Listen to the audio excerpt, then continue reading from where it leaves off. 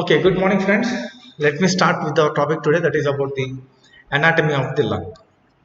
Coming to the anatomy of the lung, first of all, I would like to show you a video so that I can at least, like you people can be at least little familiar with how to determine the side of the lung, because there are pair of lungs in the body, right? So let me show you these lungs. Basically, you can see there are two lungs in the body, that is a pair of lungs in the body, and these are all located in the thoracic cavity. Okay, and they are separated from each other by the mediastinum, which contains a lot of structures. Coming to these lungs are pink, rose pink color in newborns, while they are like in young children and young adults, they are brown in color, while in adults or elderly people, they are black in color due to the deposition of the carbon particles as we breathe due to this air pollution. And if I see, you can see how they are spongy in like touch. They are soft and spongy, but while pressing, you can see that there is some lot of crepitations which can be felt while pressing the lungs. These crepitations are because of the presence of the air within this lung tissue. That is the reason why these give some crepitations when we press them. However, in elderly people, these lungs are not spongy, but of course they are soft. Okay, and when you compare this adult lungs with the young, like the infant or the like the infant lungs, there is a lot of difference. That is the fetal lung. So there is a lot of fetal lung between the infants. There is a lot of difference between the adult lung and the fetal lung, because as the adult lung has got crepitations, which is due to the like presence of air in the lung tissue. These adult lungs, when you drop in water, they float on the water, while in case of the fetal lungs, as the fetus does not like it can only breathe once it comes out, like once the fetus is delivered only, right? But within the mother's womb, the fetus will not like breathe. Hence there won't be any presence of air in the fetal lung. Hence, if you drop a fetal lung in the water, it will sink. So that is the difference between the fetal lung and the adult lung. In case of adult lung, if you drop this adult lung in a bucket of water, it will float on the water, while the fetal lung, it will sink into the water. That is the difference. And now coming to the site determination. So before going to the site determination, I just wanted to show you something about the lung. This is called as the apex of the lung. This dome-shaped structure is the base of the lung, and you can see the sharp anterior border, and you can see the very blunt posterior border. And of course, there is another sharp inferior border. So these are the three borders. At the same time, you can see the costal surface. This is the costal surface, and this one is nothing but the medial or the mediastinal surface. So let us see how to determine the side of the lung. Okay. So if we keep two lungs like this, so how to determine the side is like, first of all, see that the apex will be towards the upper side and the base towards the lower side. You can see the two apexes, right? And now the sharp anterior, this is a costal surface which has to convex costal surface which has to face outside, and here also it has to face outside. And you can see this is the sharp anterior border which has to face anteriorly, So, and you can see the blunt posterior border which has to face posteriorly.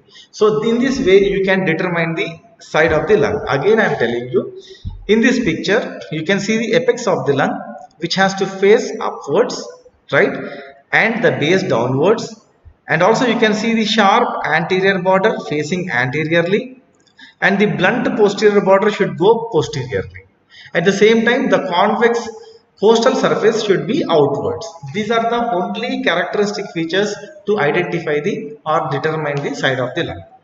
Generally, as students, what you do is like you determine the side by just counting the number of lobes. The right lung has got 3 lobes, while the left lung has got 2 lobes. But please remember, however, in some conditions, even the left lung also can present with 3 lobes. So please do not depend on the number of lobes, rather depend upon these classical clinical features to identify the side of the lung. Now you can see this is the right lung and this is the left lung. This right lung is like having an oblique fissure, which you can see clearly here, right? This is the oblique fissure. and which this oblique fissure will also have another horizontal fissure which divides this right lung into 3 lobes, while the left lung it is divided only into 2 lobes. Okay, you can see this one, right? This is the oblique fissure and this is the horizontal fissure which is dividing the right lung into 3 lobes. And in case of left lung, you can see only one oblique fissure which will divide into 2 lobes. Now let us see the apex of the lung. First of all, just this is the apex of the lung. This apex will be lying 2 to 3 centimeters above the level of the first rib. You can see, if you just keep it here, yeah, if you focus here, you can see, yes, this is the first rib. Okay, how the first rib is going, right? This is the first rib, so it is just above 2 to 3 centimeters above the level of the first rib, and also it will cross the medial one third of the clavicle. And now this apical part which is there, this will be covered by the Simpson's fascia or the suprapleural membrane, and of course the pleura of the lung. These are the two structures which covers the apex of the lung. At the same time, if you look at the medial side, see, you can see a small impression here. This is nothing but the impression for the subclavian artery. Okay, so this is all about the site determination and also basic things about the lung. Now let me show you in detail about the theory part, right? So lungs, coming to the gross anatomy of the lungs. The lungs are a pair of respiratory organs situated in the thoracic cavity. The right and left lungs are separated by the mediastinum, which contains a lot of various structures. Coming to the texture of the lungs, the lungs are spongy in texture. In case of infants and fetal lungs, they are pink in color, while young it is brown, and in adults it is mottled black due to the deposition of carbon particles. The weight of the lung, that is almost approximately equal. However, the right lung weighs 600 grams and the left lung about 550 grams. This is a transverse section showing the thoracic cavity and also the lungs. These sky blue colored parts are nothing but the lungs. You can see the ribs, and now just you can see the parietal pleura and also the pleural cavity here. Okay, and this is dark one line, that is the black line, is nothing but the visceral pleura, and this is the intercostal muscles, pink in color.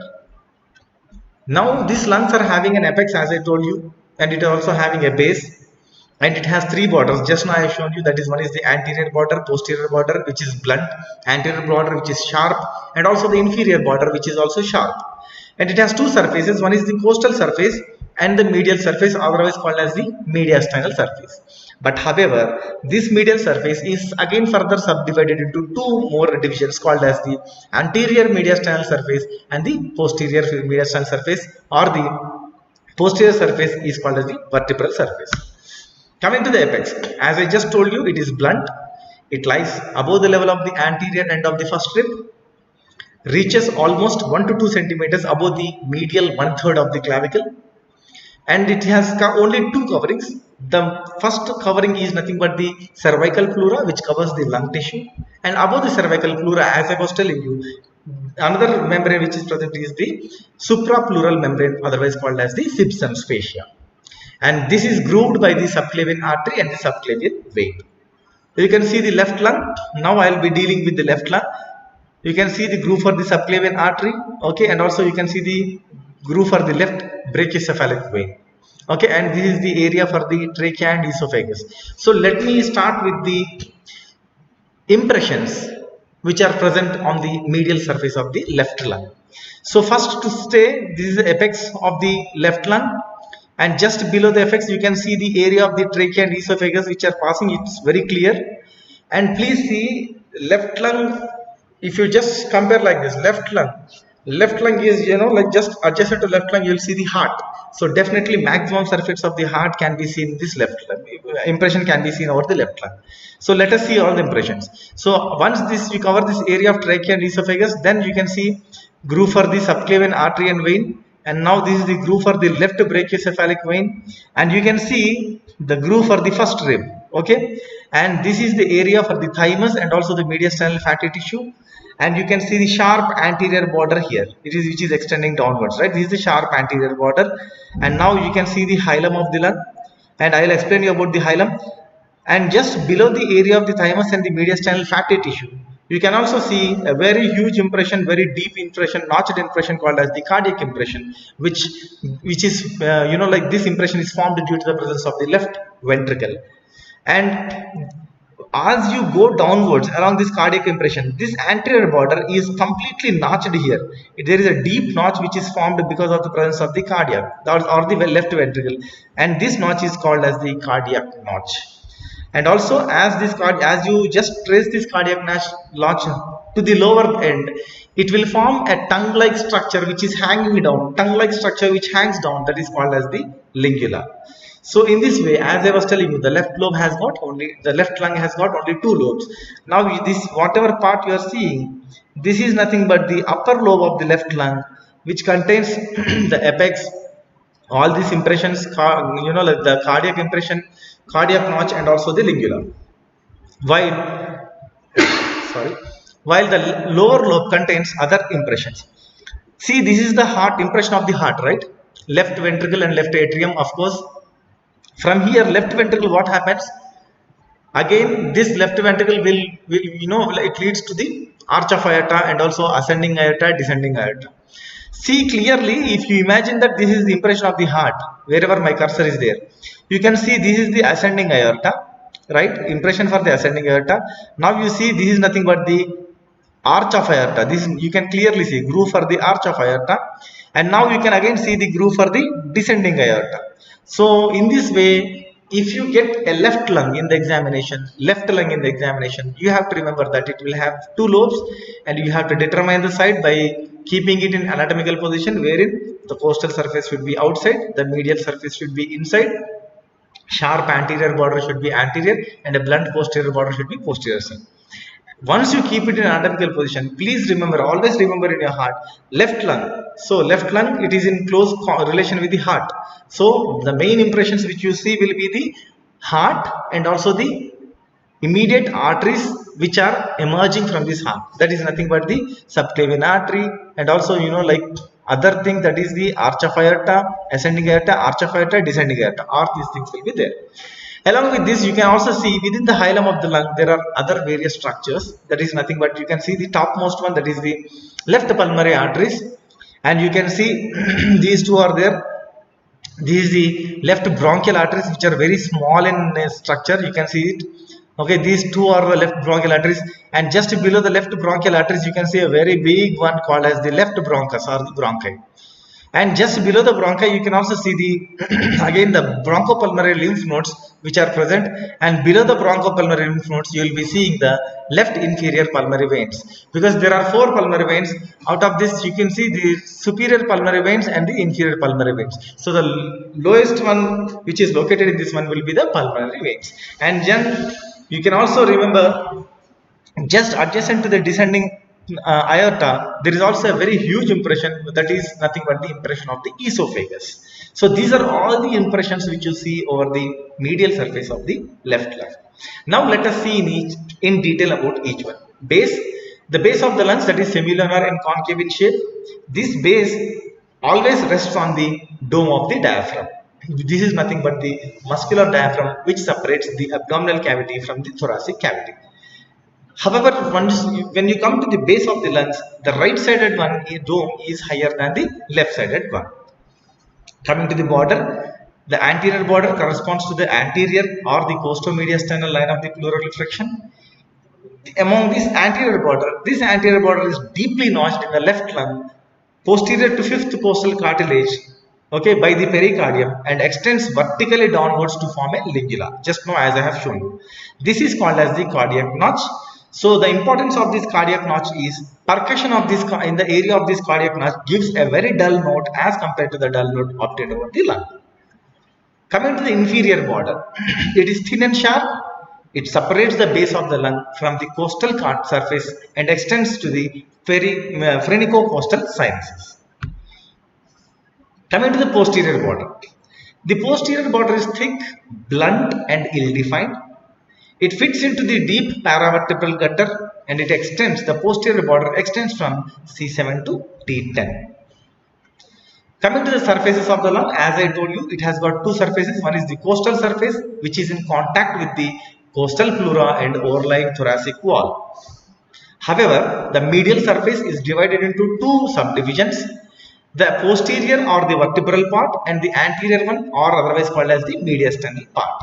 Now let us see the relations of the posterior part. The posterior part of the, again I am coming back, you can see the medial surface. Now I am going to discuss about the medial surface, only about the medial surface. Costal surface has got nothing to see. Costal surface is the convex surface which is outside laterally, which is being, like you can see the impression of the ribs. But coming to the medial surface, this medial surface is divided into posterior and anterior parts. Now let us see about the posterior part. The posterior part is also called as the vertebral part, and the relations are, it is in relation with the intervertebral discs, the posterior intercostal vessels and the splanchnic nerves. So these are the relations of the posterior part of the medial surface of the lung. The relations are the intervertebral discs, the posterior intercostal vessels and the splanchnic nerves. Coming to the anterior part or the mediastinal part, on the right side, the lungs are the right side, it is related to the right atrium, small part of the right ventricle, the superior vena cava, the right brachiocephalic vein, the azygous vein, the esophagus, the inferior vena cava, the trachea, the right vagus nerve and the right phrenic nerve. These are all the relations of the anterior part of the medial surface of the lung. You can see the same in this right lung. This is the medial view. Okay, you can see this is the upper lobe, right, and this is the middle lobe, and you can see the lower lobe. Okay, now we can see the impressions what I have told you. This is groove for the subclavian artery. Okay, right brachiocephalic vein, esophagus, right, all these things are there, right. Now I just wanted to see, this is nothing but the right brachiocephalic vein.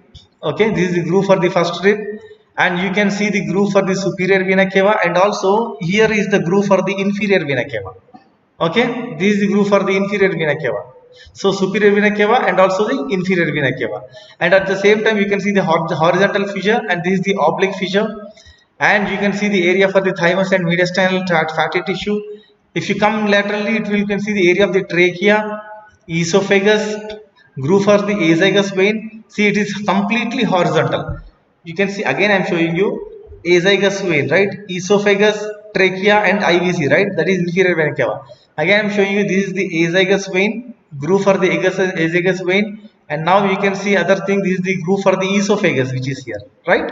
So these are all the relations of the right side. Coming to the left side, the anterior part of the medial surface of the left lung is related to the left ventricle, the pulmonary trunk, the arch of aorta, the descending thoracic aorta, the left subclavian artery, the thoracic duct, the left brachiocephalic vein, left vagus nerve, left phrenic nerve and the left recurrent laryngeal nerve. These are all the relations which are seen on the left side in the mediastinum. So I just wanted to show you the left lung. You can see again all the structures. You can see the groove of the subclavian artery, brachiocephalic vein, first rib. You can see the mediastinal fatty tissue, and also you can see the left superior pulmonary veins. And if you come backwards, this is the aorta, ascending arch and descending part of the aorta, and you can see the oblique fissures, and you can see the cardiac notch and other structures. So these are all the relations of the anterior part of the medial surface of the both lungs. Now coming to the hilum. The hilum, it is a large depressed area that lies near the center of the medial surface. Various structures enter and leave the lung via its root.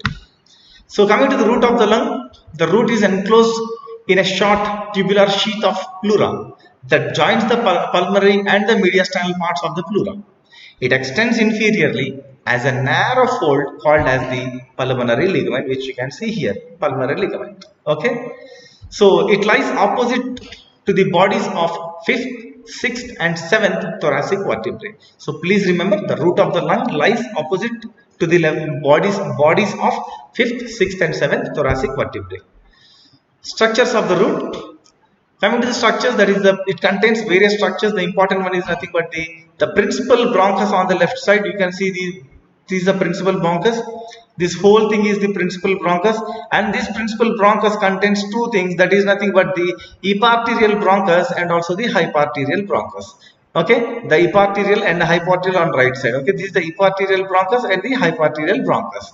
And next one is the pulmonary artery, which is a big one here. You can see the pulmonary artery and also two pulmonary veins. These are the first one, superior one, and the inferior one. These are the two pulmonary veins.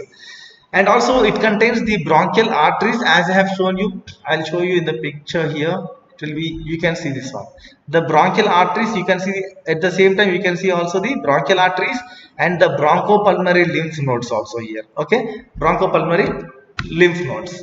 So the bronchial veins, anterior and posterior pulmonary plexus of nerves, the lymphatics, and also the bronchopulmonary lymph nodes, and also the areolar tissue. So overall, the contents which are present in the, like the structures which are seen on the root of the lung are the principal bronchus on either side, which contains the eparterial and the hypoarterial, one pulmonary artery, two pulmonary veins, the bronchial arteries, the bronchial veins, the anterior and posterior pulmonary plexus of nerves, the lymphatics, and the bronchopulmonary lymph nodes along with the areolar tissue. These are all the components which are seen in the hilum of the or the root of the lung. So arrangement of the structures in the root, that is before backwards. If you go from before backwards, first one is, you will see the superior one is the pulmonary vein, okay, and then followed by the pulmonary artery, and the last one being the pulmonary, that is the bronchus, principal bronchus.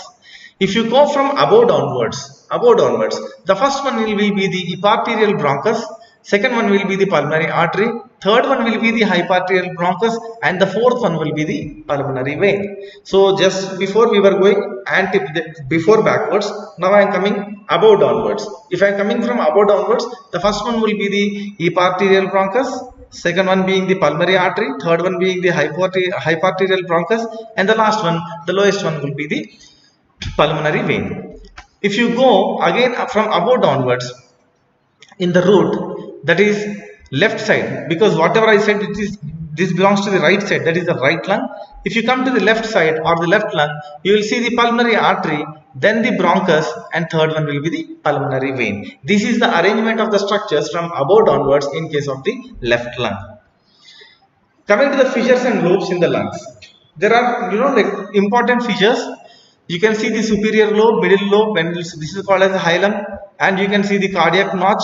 And let me show you about these things in detail. That is the oblique fissure. This oblique fissure begins posteriorly at the level of the fifth thoracic vertebrae. And this oblique fissure, as it starts from the fifth thoracic vertebrae, passes anterior-inferiorly in a spiral course to meet the inferior margin close to the sixth costochondral junction. At the same time, there is another fissure called as the horizontal fissure. It extends from the anterior margin at the level of the fourth costal cartilage, and as it is starting from the level of fourth costal cartilage, it is running horizontally backwards to meet the oblique fissure in the mid-axillary line. So the pulmonary pleura extends into the, please remember, this pulmonary pleura even extends into the fissures of the lungs so that the lobes can move on each other during the respiratory movements. So this is one of the picture of the right lung with the three lobes. And coming to the bronchopulmonary segments, which is a very important one. These bronchopulmonary segments are well-defined areas of the lungs, each of which is aerated by a segmental or the tertiary bronchus. So this is one of the pictures to show you the bronchopulmonary segments, 1, 2, 3 in the right lung and 1, 2 in the left lung.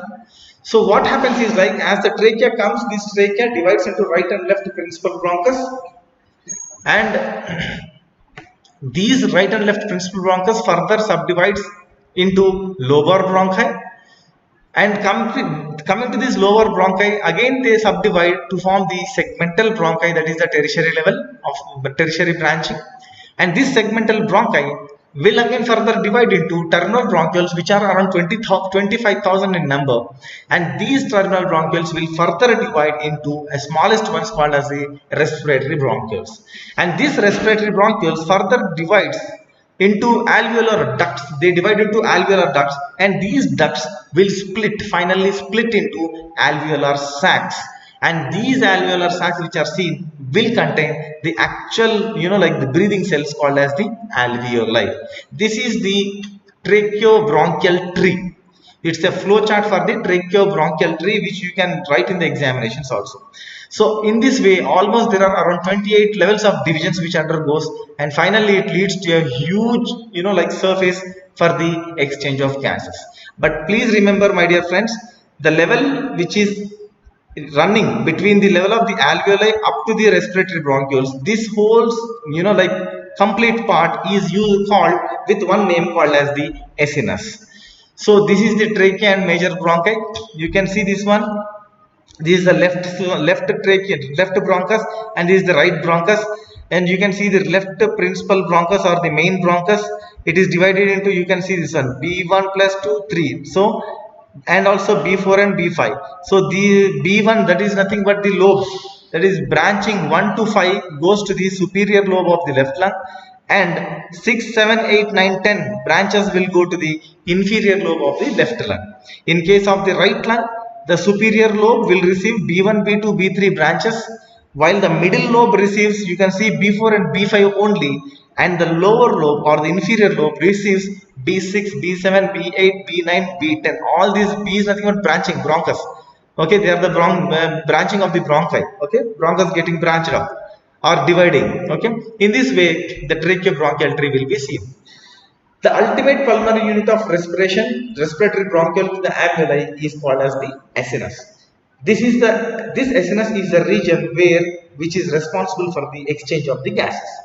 There are about 28 orders of divisions which occurs, like within this tracheobronchial tree. So as a result of this 28 orders of division, that is multiplication, 28 orders of multiplication, the total number of alveoli has been estimated to be between 200 to 600 million, with a total surface area of around 40 to 80 meter square areas. So coming to the bronchopulmonary segments, the right main bronchus and the left main bronchus. There is a little difference between the right main bronchus and also the left principal bronchus. The important differences are the right main bronchus is shorter while the left one is longer.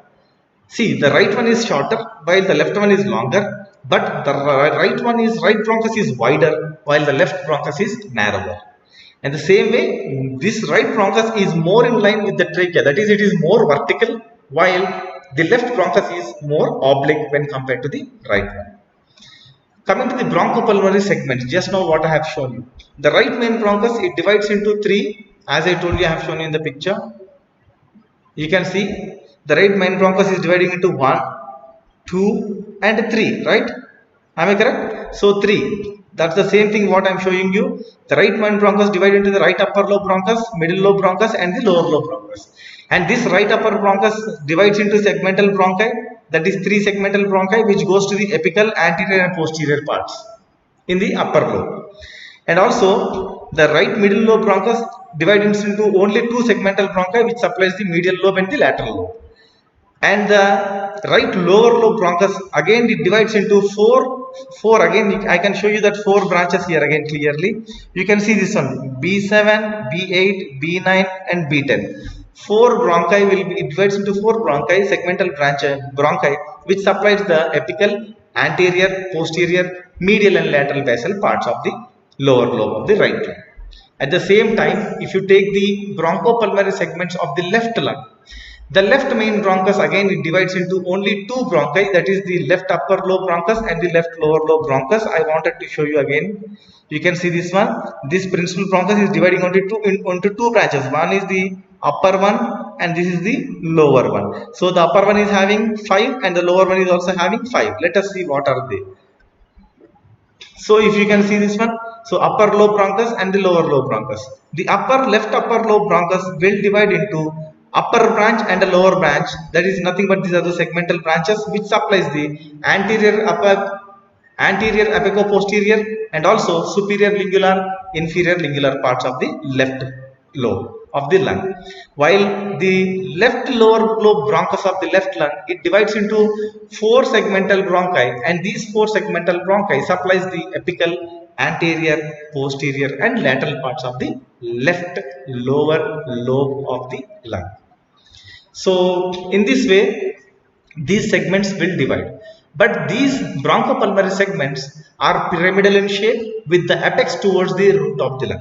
Please remember, again I'll show you a previous diagram to make you understand. Their apex should see. These lobes are there, but you can see the apex, and this is the base of the lobe, right? This is the base of the lobe, and you can see this is the apex of the lobe. Please remember, all these apexes of these lobes are facing towards the lung. You can see towards the hilum. That's what I wanted to explain you. Yeah, right. These segments are pyramidal in shape with the apex facing towards the root of the lung, and each segment is having an independent respiratory unit. All these bronchopulmonary segments, whatever are there, they are having independent respiratory unit. First point. The second important point is like each segment, each bronchopulmonary segment is having its separate artery. You know, there is a dedicated artery which supplies this each and every bronchopulmonary segment. So again, you can say that it is an independent unit which is having an independent respiratory unit and also independent arterial supply. But the problem with these bronchopulmonary segments is the pulmonary veins run in between. That is, if the two lobes are there, within these two bronchopulmonary segments, in between a common pulmonary vein will be running. So the pulmonary veins run in the intersegmental planes between the adjoining segments. Henceforth, thus a bronchopulmonary segment is not a bronchovascular segment, as it does not have a dedicated pulmonary vein on its own. Even though it is having an independent respiratory unit and an independent pulmonary artery, but it does not have an independent pulmonary vein. Henceforth, it is only considered as a bronchopulmonary segment but not a bronchovascular segment. So this is the picture to show you how the pulmonary arteries and veins. Coming to the last slide, that is the clinical significance. The segmental resection with minimal destruction to the surrounding lung tissue is done because of these bronchopulmonary segments, and also to visualize the interior of the bronchi through a bronchoscope when disease process is limited into a segment. So this is all about the details of the lung, and I hope you understood at least, you know, like by 50%. And if you have any doubts, you can contact us later. Thank you.